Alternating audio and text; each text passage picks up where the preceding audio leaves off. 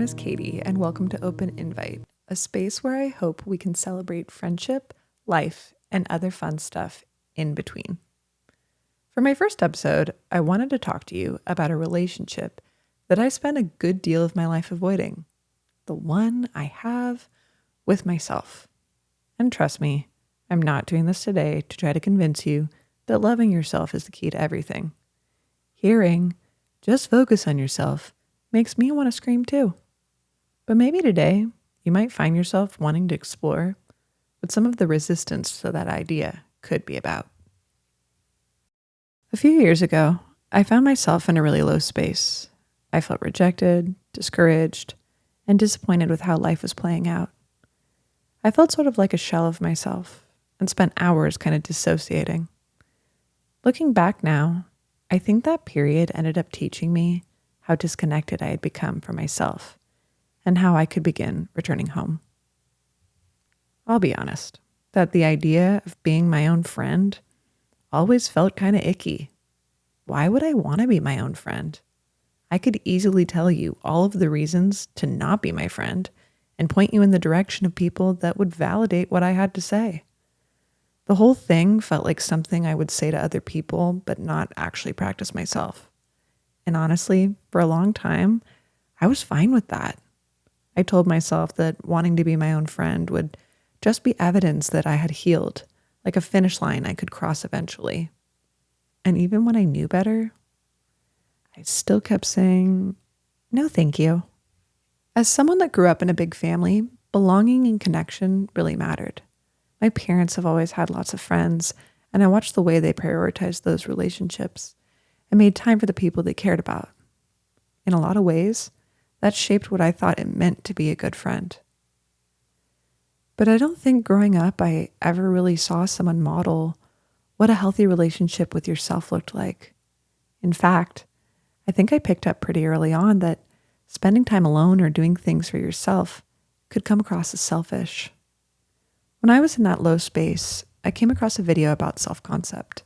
If you're unfamiliar with the term, self-concept is basically the way you see yourself and who you believe yourself to be.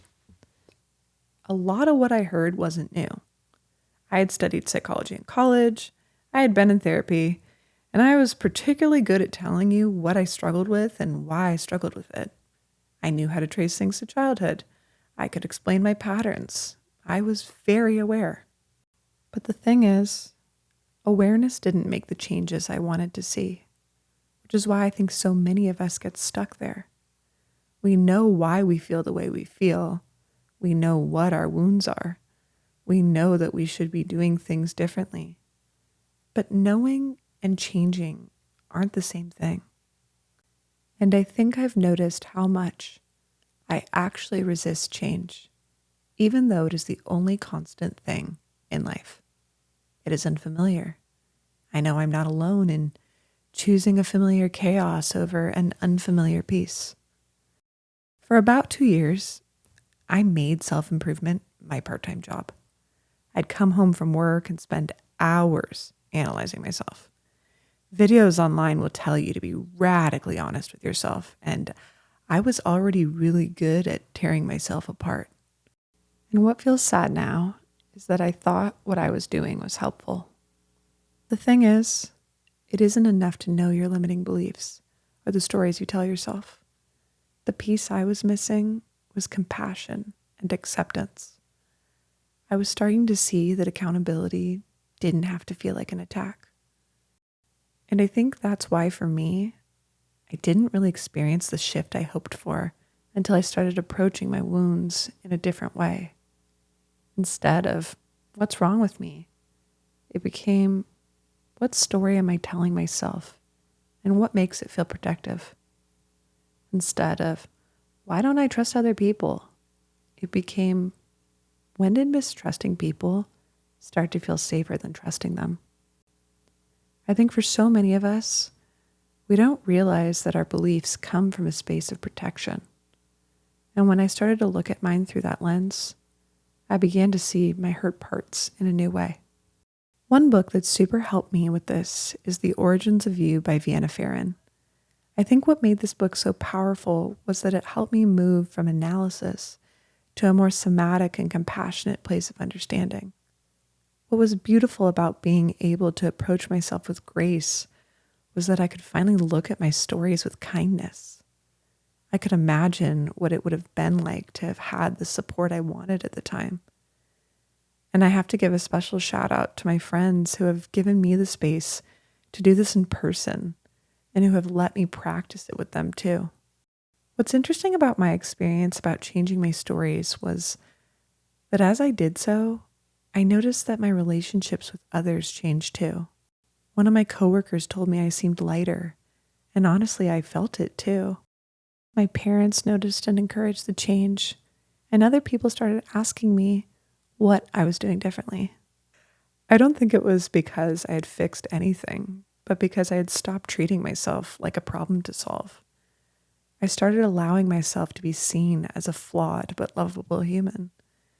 And from there, I wanted to keep going.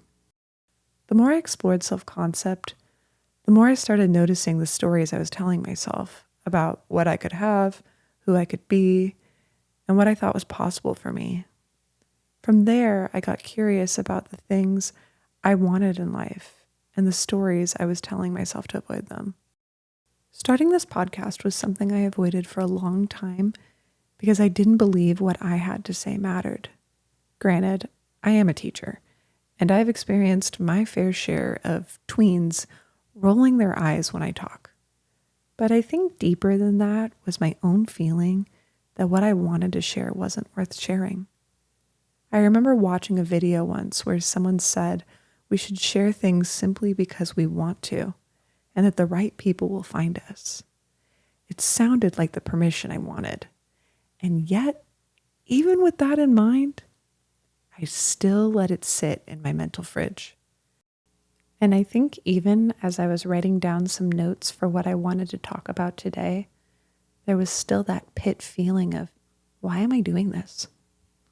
That changed recently when I heard someone ask the question, why not? And it sort of stopped me in my tracks. I mean, sure, there was the fear that people might look at me differently for wanting to share what I have to say. I remember hearing Florence Given talk about the fear of, who does she think she is? And realizing that was exactly what I was sitting with.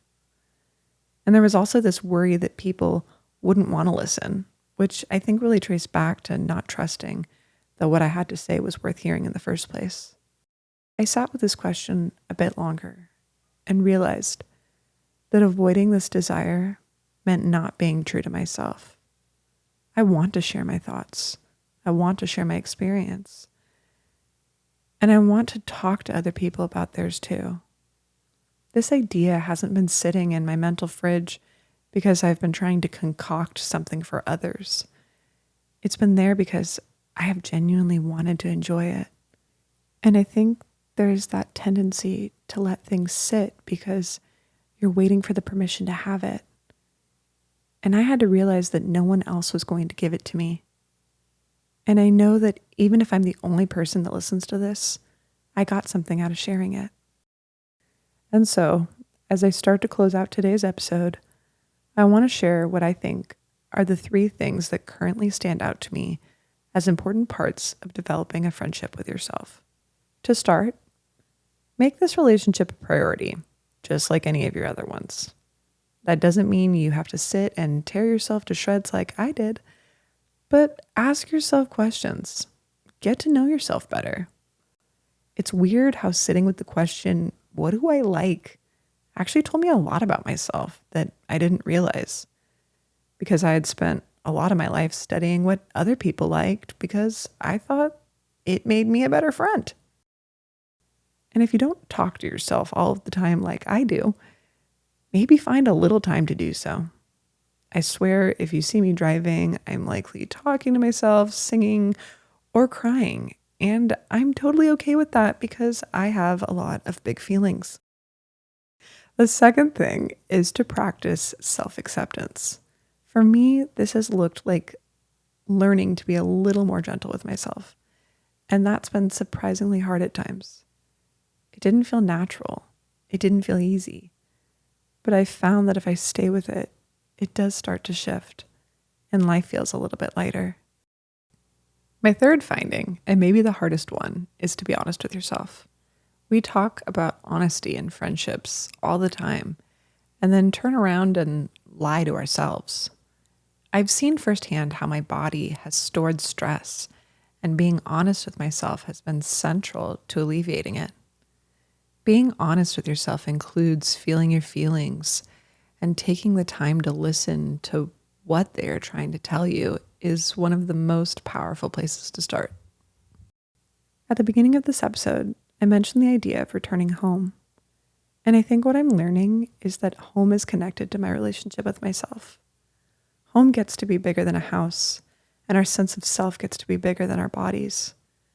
That's something I'd love to explore more another time. But even if you grew up like me, around the chaos of a lot of people, I really believe we can learn how to create a sense of home within ourselves now. We can start to see our flaws as part of what makes us lovable. I still have moments where old beliefs around worthiness and belonging come up. And rather than push them away, I've learned to sit with them and see what they might still be protecting. And that's how I found a space where acceptance, honesty, and curiosity can actually thrive. If you've made it this far, thank you for coming along on this ride with me. I hope you are able to walk away today feeling a little curious about what it might look like to build a better relationship with yourself. And hopefully from here, we can continue to explore together.